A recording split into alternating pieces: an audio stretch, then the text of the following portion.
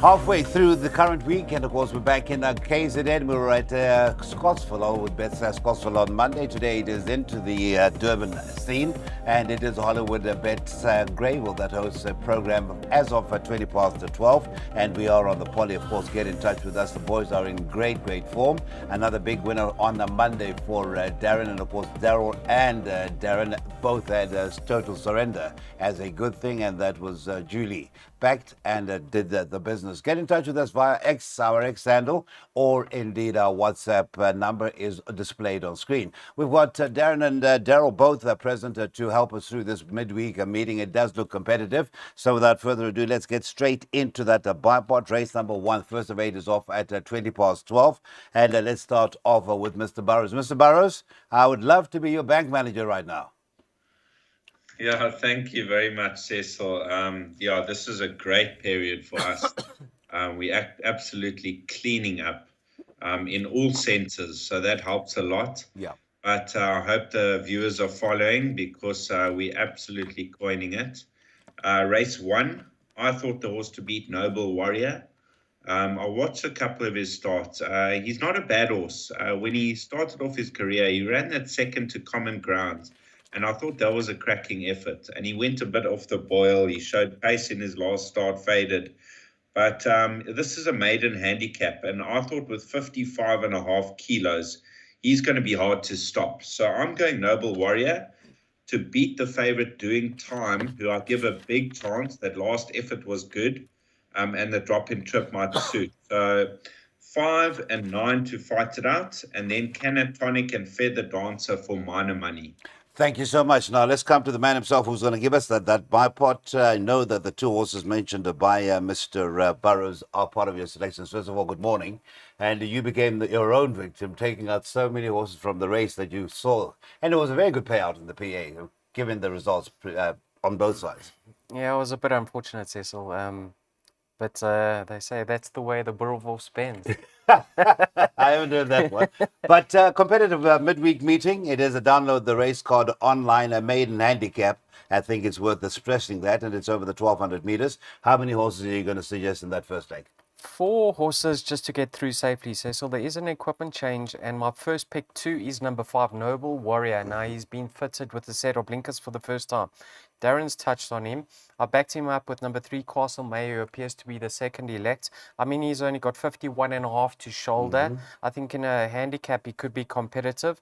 Number 8 did show some improvement with regards to his pace in the race last time out. Samango with 54.5.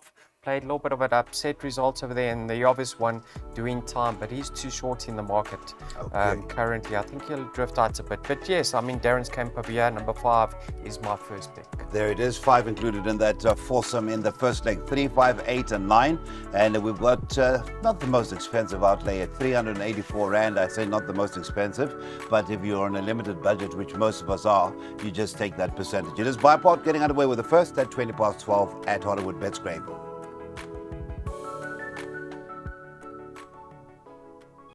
Right, race number 2 is the start of the Place Accumulator Greyville Convention Centre Maiden Plate. It's over the 1,700 meters. The betting has been up for the last day or so for Hollywood Bets at Greyville on this Wednesday. And looking at the favoritism right now, it is with the 5 Karoo Gold at 13 to 20. The 3 Rock of Bismuntova is at 9 to 6 to 1. The 1 Moon Harvest, and then it's at 13 to 2 and better. Mr. Burrows, we've got our first scratching of the afternoon, and it's number 4, the Noah, that came through this morning. Leads us a field of 8. How do you see race number 2, a maiden plate that opens our Place Accumulator? Cecil, I thought a 2-horse race. Let's touch on your favorite, Karoo Gold. Shows pace, stays on all the way to the line. That form line, I thought behind Atarime was a good one. Second to 2, the Rescue. He'll run well. If taking to the poly with that short run in, he could be the horse to catch. But I've got healthy respect for Cosmic Captain. I actually watched him closely last time out, his first run in the province, and he was staying on, eye-catching in the closing stages, suggesting the 1,700, 300 meters further is going to suit him down to the ground. He ran 3rd to Norton in Cape Town. I thought that was a good enough effort. and he could rate the biggest danger to Karoo Gold. So a nice place bet, even money, a place Cosmic Captain, and maybe take the exactors box numbers 5 and 9. Thank you for that. 7 to 10 is the 5 Karoo Gold in the colours of Mrs. Fillion and Mr. Marie Serena Moodley. Retains the rider for Candice Dawson. Unfortunately, she's had to scratch a couple of her horses, which had good each-way chances towards the back. Yeah, I find it a little bit fascinating that this horse managed to get there. You can see he's lining up and Laughing William, no transport, just be nice, no transport. Anyway, so he does hold his biggest danger, in my opinion, Rocco Bismantova on the Atarime run, but that was over 2,000. Rocco Bismantova, last time I tried the blinkers and the compression hood, and he improved with that fitted. I'm not ignoring any of the stable's raiders. Yes. Corne, Splice, and Marco, when they raid KZN, they're very effective. So I'm just playing the safe route 3 and 5. 3 and 5, let's confirm that place accumulator. It is 2 horses. The only leg that he's gone beyond the 2 horses is leg number 6, which will be race 7, 2, 7, and 9. 192 Rand at the outlay to that PA starts race 2, 12.55. A reminder, the Noah, one of the outsiders, the 4 in race 2, scratched.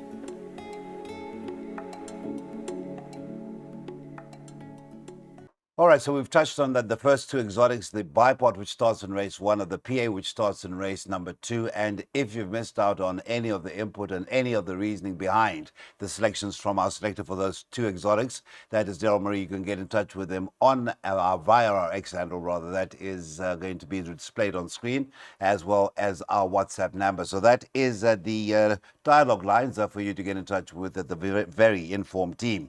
We've got a scratching, Mr. Burrows. It is the 3 scratchings, in fact. Stable companions 3 Viva Spirit, 8 Milderman, and a 9 of Foster Nova. We still have a competitive field of 6 runners to face up for that first leg.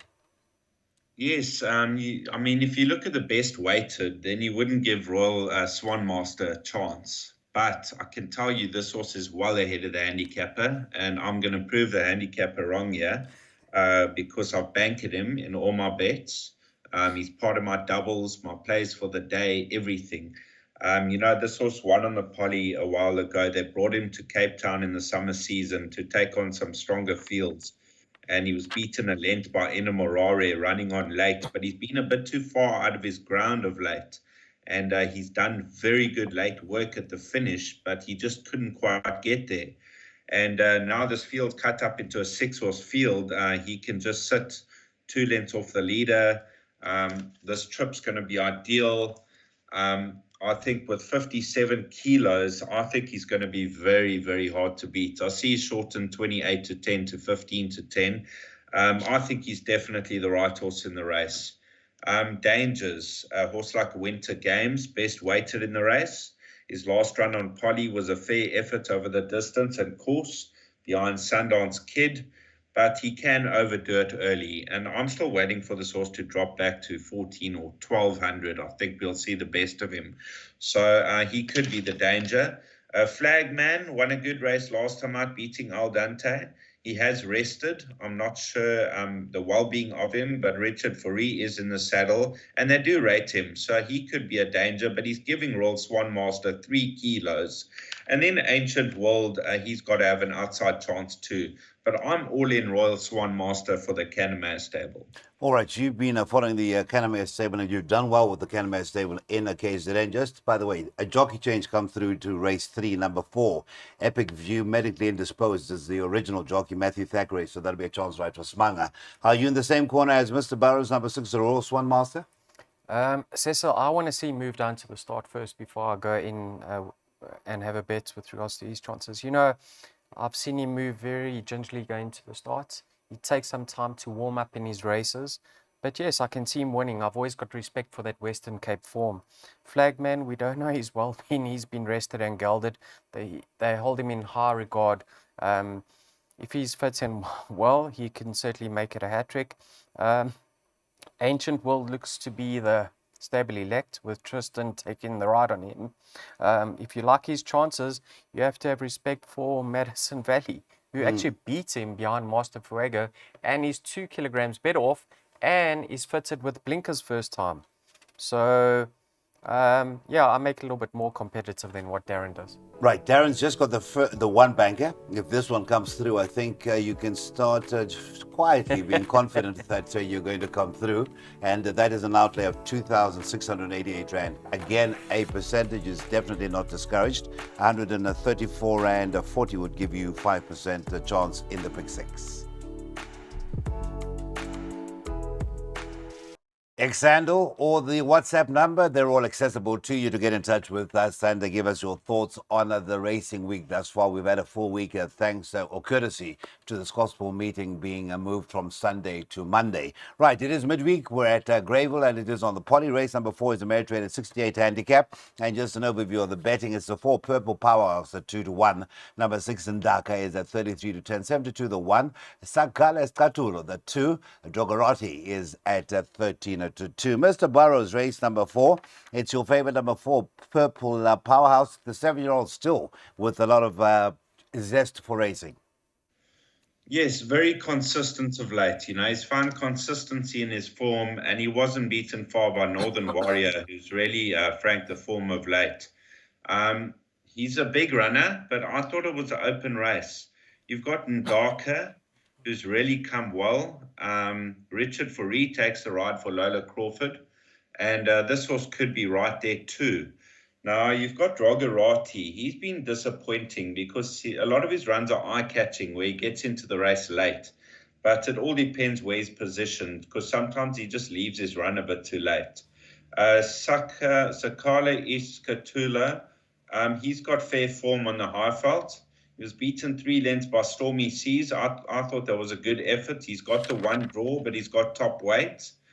And others to consider, maybe Victor Rail and Cotton Ron. But Purple Powerhouse should be in the top 3, but it could get tricky.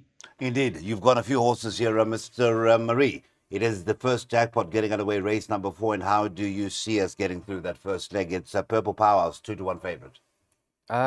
If I had to go wide, I'd probably include numbers 1, 2, 4, and 6, Cecil. But I'm leaning towards numbers, number 4 over number 2. I mean, Purple Powerhouse as a 7-year-old is in very consistent form at the moment. It's hard to knock him. Course and distance he suited. In his penultimate start when he ran second, he was quite far clear of the third place runner. So if he just puts in a similar performance to that, he should be thereabouts. There is usually a lot of pace over 1,000 meters on the polytrack surface. So if he can just be midfield, he'll be doing his best work late. If Drogorati can latch onto Sakala Istatulu, and be a little bit handier, Yeah. I could certainly see him fighting out the finish. But sometimes he can get quite far back and languish, and then his chances are ruined.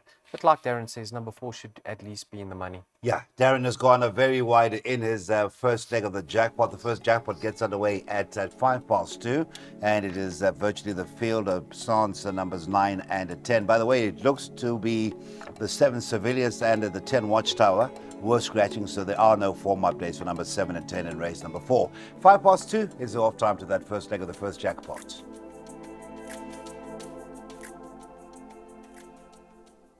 All right, so we're at the halfway stage of our 8-race program at Hollywood Bets at Greyville. This is a track and ball, a gaming Ameritrade at 68 handicap over the 1,600 meters.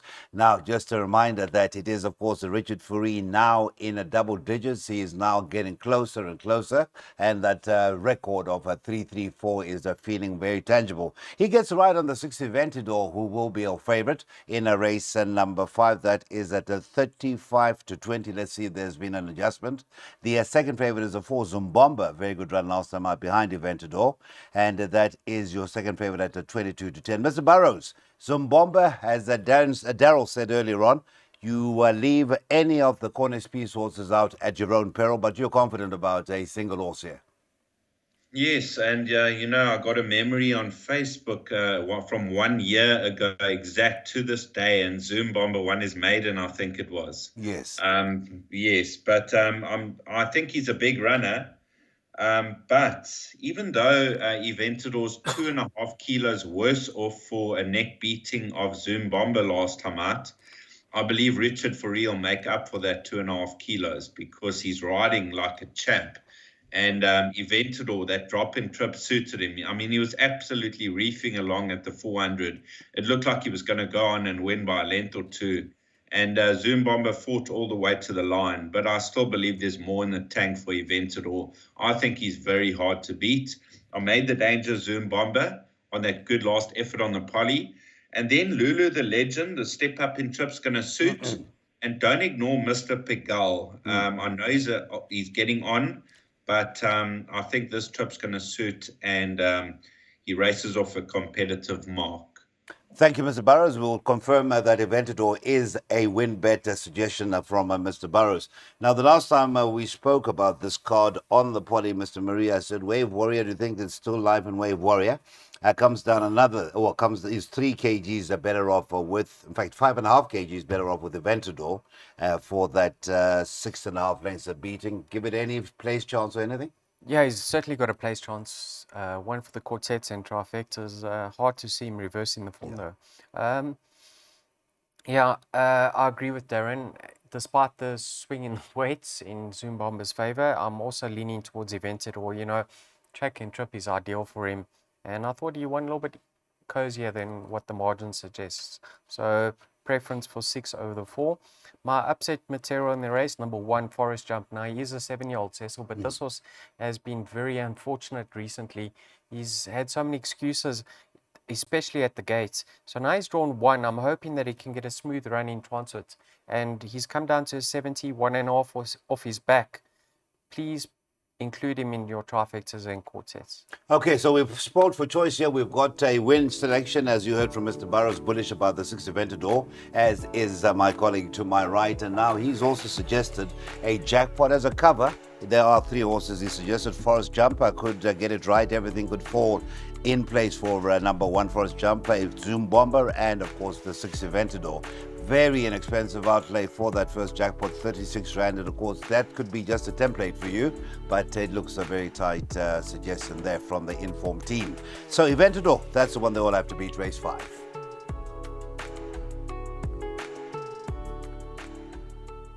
All right, so we get into that 6th race, which means a last chance to get involved in a pick 3 at Hollywood Brett's Greyville, where we're racing on the poly track. And of course, it is not a last chance to get in touch with us via X or the WhatsApp numbers that are on the bottom of the screen. Scrolling at the bottom of the screen, we've lost the 4 Brass Bell, and there's been a minor adjustments to the betting to race number 6, which sees the 6 Brave Voyager was 13 to 10 at his out, is now 16 to 10. The 3 Ultra Quick, now there has been support as well, 28 to 10 about the 3 Ultra Quick, 6 to 1 and a better bar those. Well, Rakesh Sugulam had a very good afternoon at the Vaughan on a Tuesday as a co-owner with Lawrence Vernus, with Kimrick, and the second horse just escapes me, but they had 2. Oh yes, of course, Barbaresco, he's also involved. So 2 good winners. Do you think Ultra Quick, well, you seem to think has a good chance in race number 6, Mr. Burrows? Definitely. You know, Cecil, I was on this horse last time out. I thought he was slung in at the weights off his handicap. And he showed pace, and then he was 1 pace late. But he has won over 1450 before from the front. And I just get the feeling with the pacifiers on, as long as he doesn't over race and he settles, this is the weakest company he's taken on in his career. And with 1.5 kilos off his back and a 3 kilo drop in the merit rating, surely this is going to be his day. If he disappoints again, I mean, I've pretty much had enough of this horse, but he's got by far the most ability. And I'm hoping that he can put it together today. His danger will be Son of Silk. He's having his peak run. His ratings dropped another 4 points. Andre Nels having winners. I think he'll be right there.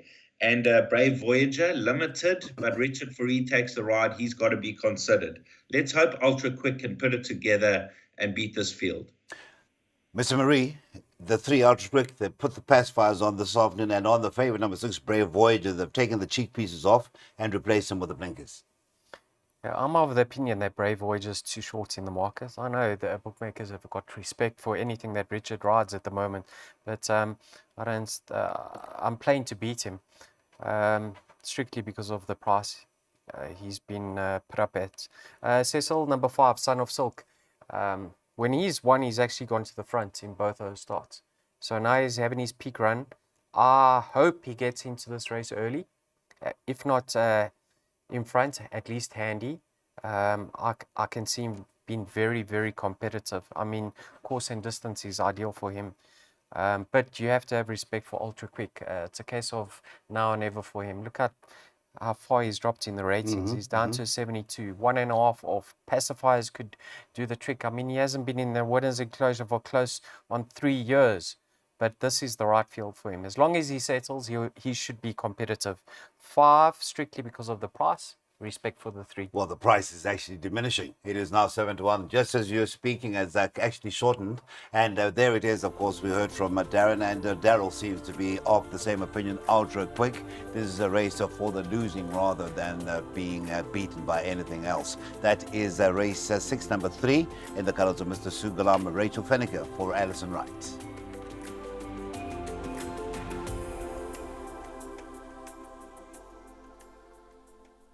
Right, 2 more races to discuss, and of course that means that there is a singular chance to get involved in the last double, and that starts with race number 7. In that 7th, we've had 2 scratchings come through. Number 1, Mariachi Madness, and an important scratching in the form of the 6, Laughing William. Numbers 1 and 6 are scratching in soccer, any 13 Ameritrade at 68 handicap, and that will be over the 1400 meters. Still competitive, 8 runners to face up, and the favoritism in race number 7, and we do have a suggestion from Mr. Burrows. That is with the 9, the Night Warrior, that's 15-10. The 4, Imaginable, 3-1. The 7, Porfiorio, is at 4-1. It's 9-2, and a better bar those. Let's cross over, and unfortunately, the value was there a few moments ago. That's no longer there. It is again going down. Now 9-10 from 5-1. The 2, 1, Irish Rover, Mr. Burrows. Yes, Cecil, this is a place bet I'm suggesting, because I think he's a big runner for the win too. With the scratching of Laughing William, I think there's only one horse to beat, and that's Night Warrior. But 1, Irish Rover, he loves the poly. If you go back 3 runs over course and distance, he ran second to GM Batista, beaten a length. And GM Batista's come out and franked the form many times. Now, he's got 4 kilos off his back. His ratings dropped 2 points. So you could say he's dropped 10 points in the ratings. So surely, on that last run, 5 lengths off Shotgun Willie, that's good enough to feature here strongly. And from a good draw, he can hold his position. He likes to race handy. I think he's going to be the horse to catch going through the 200. Danger, Night Warrior, drawn a bit deep, but Richard will get him in.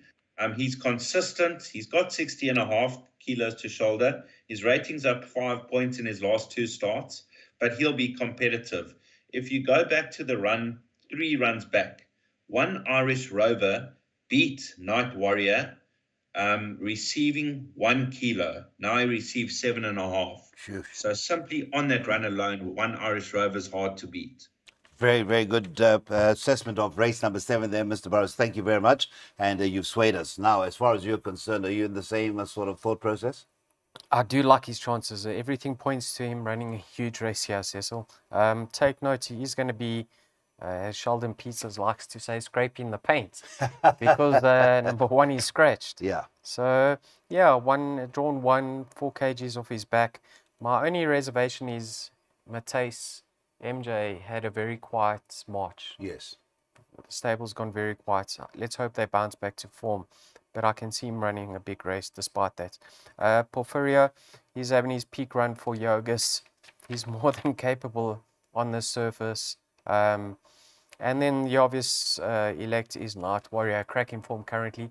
Held at the weights, but you know, Richard, from Storgate 7 now, he comes into 7. He'll be very competitive. He's been having to deal with wider draws in the recent past. So I think numbers 2, 7, and 9 are the 3 to focus on.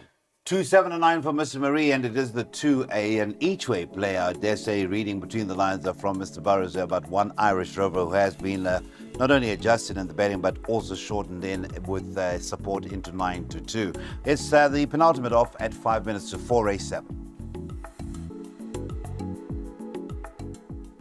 Just a reminder before we go to the betting for race number 8, our finale on the afternoon on the Wednesday meeting at Hollywood Bets of Greyville on the Poly track. You can get in touch with us and get a recap of some of the selections and suggestions from both Daryl and Darren. And that is via our X handle and the WhatsApp number that is currently scrolling at the bottom of the screen. Right, race number 8, the Get Out Stakes has lost the 4, Just Be Nice. And we've got the $2 and dime, your favorite, 15 to 4 was the initial price, now shortened then to 33 to 10. 33 to 10 is the co-favorite number 9. Pour Some Sugar on Me, the 3-star choice, 9 to 2, 9 to 2, the 5 of Vian's Queen. 6 to 1, that is the 7 Umhlali, and then of course it's 8s and Better Bar those. Co-favoritism in race number 8 at the top, $2 and dime, and Pour Some Sugar on Me, the latter, to be partnered by Richard Free, Mr. Burrows.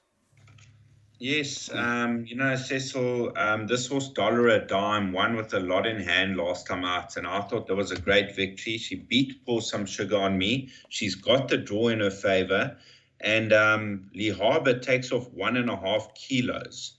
So you could say her rating's gone up 2 points instead of 5.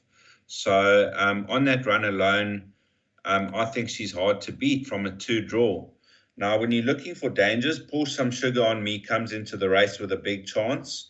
You've got Vian's Queen. I think there's plenty more to come from this filly. She won her maiden in her 4th start. That was over a mile. They've dropped her back to 1,400. And I think she's a miler, so the 14 might be a bit sharp on the poly. Star Choice, an 8-time winning mare. She's in form, but she got beat 4 lengths by Dollar a Dime last time out, so there's no reason why she should turn the tables. And Umhlali and Contra Fiscum for minor money. I thought Dollar a Dime, a small each-way bet, by no means a good thing. Each way bet, number 2 in race number 8, Mr. Marie. We've lost number 4, Just Be Nice. And that's the only change. We've got the blinkers removed on the 10, Contra Fiscum, rather. Your suggestion for race number 8, the Get Out Stakes. Are you suggesting any bet that could back up Mr. Burrows' selection? Dollar a Dime is my top pick, Cecil. Okay. I thought she was never in doubt last time out.